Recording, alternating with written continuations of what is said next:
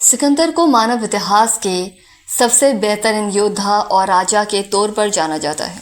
उनमें बचपन से ही कुछ ऐसी क्षमताएं थी कि देखने वालों को लगता था कि उन्हें इतिहास में एक असाधारण व्यक्ति के रूप में याद किया जाएगा। मैसेडोनिया के रहने वाले सिकंदर का जन्म 356 ईसा पूर्व में हुआ था। मैसेडोनिया उत्तरी यूनान से बाल्कन तक फैला हुआ इलाका था।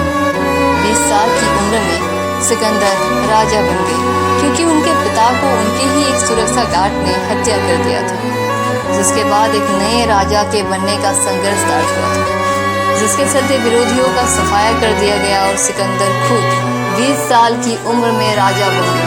उन्होंने 12 वर्ष तक शासन किया था और अपने सैनिकों के साथ 12,000 मील की विजय यात्रा की थी। सिकंदर से पहले मैसेडोनिया सिर्फ एक भौगोलिक क्षेत्र का नाम था, लेकिन यह एरिया मजबूती से जुड़ा हुआ एम्पायर नहीं था। सिकंदर के पिता फिलिप द्वितीय ने इस एरिया को एक संयुक्त राज्य की शक्ल दी थी। ब्रिटेन की रीडिंग यूनिवर्सिटी में क्लासिक्स की लेक्चरर रेचल मायर्स का कहना है कि सिकंदर को उस समय की सबसे अच्छी शिक्षा दी गई थी। जब वे 13 वर्ष के थे तो उनके शिक्षकों में अरस्तु जैसे महान दार्शनिक शामिल थे। अरस्तु ने सिकंदर को लगभग 343 ईसा पूर्व से 7 वर्षों तक शिक्षा दी थी। उन्होंने सिकंदर को तर्क, राजनीति, नैतिकता और प्राकृतिक विज्ञान का गहन ज्ञान दिया था। अरस्तु ने सिकंदर को एक आदर्श राजा के गुण सिखाए थे। उन्हें सिखाया गया कि कैसे एक शासक को अपनी प्रजा के साथ न्यायपूर्ण व्यवहार करना चाहिए। सिकंदर को लॉजिक और वाक्पटुता में पारंगत किया गया था, जिससे वो किसी भी जटिल परिस्थिति में सही निर्णय लेने में सक्षम हो सके। उन्हें होमर के महाकाव्य इलियाद पढ़ाए गए, जिससे सिकंदर के भीतर वीरता, सम्मान और साहस के संस्कार विकसित हुए। सिकंदर की विजयी और उनके व्यक्तित्व के आकर्षण के कारण प्राचीन यूनानी उन्हें एक आम आदमी नहीं बल्कि एक देवता समझने लगे थे। बल्कि खुद सिकंदर को भी विश्वास हो गया था कि वे देवता है। यूनानी संस्कृति के प्रोफेसर पाल कर्टिलेस का कहना है, सिकंदर को पारस एम्पायर पर विजय प्राप्त करने के बाद भारत जाने की जरूरत महसूस हुई थी। इसके कई कारण थे। वो ये दिखाना चाहता था कि उनके राज्य की सीमाएं वहां तक पहुंच चुकी है जहां तक उनके पिता फिलिप द्वितीय नहीं जा सके थे।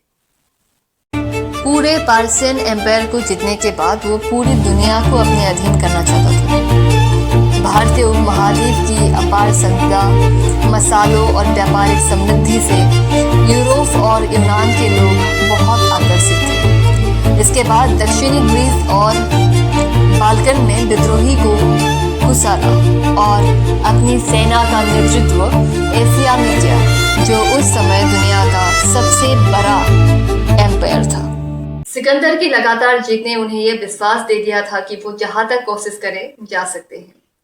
रीडिंग यूनिवर्सिटी की क्लासिक्स के लेक्चरर रेचल मायर्स कहते हैं कि हाल ये है कि अपनी जीवन की इस पड़ाव पर क्या सिकंदर जमीनी सच्चाई से दूर हो गए थे। भारत पर विजय प्राप्त करने में उन्हें स्थानीय लोगों के विरोध का सामना तो करना ही पड़ा था, लेकिन उन्हें अपनी सेना के भीतर से भी विरोध का सामना करना पड़ा था कि बस बहुत हो गया। भारत में युद्ध के दौरान जब वह अफवाह फैली कि सिकंदर मारा गया है, तो मध्य एशिया में मौजूद उसकी सेना में एक तरह की बगावत शुरू हो गई थी और इस बगावत में उन्होंने पीछे हटने की कोशिश शुरू कर दी थी, लेकिन वो घायल हुए थे। सिकंदर ने मिस्र से लेकर भारत तक राज किया था। यह तब था जब सिर्फ 32 साल की उम्र में उनकी मौत हो गई थी। सिकंदर ने अपने 32 साल की उम्र में जो हासिल किया वो अनोखा था।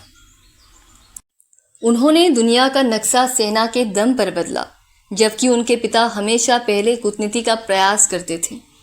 336 बीसी में 20 साल की उम्र में मैसेडोन के राजा बनने के बाद सिकंदर ने सिर्फ 2 साल यूरोप में बिताए।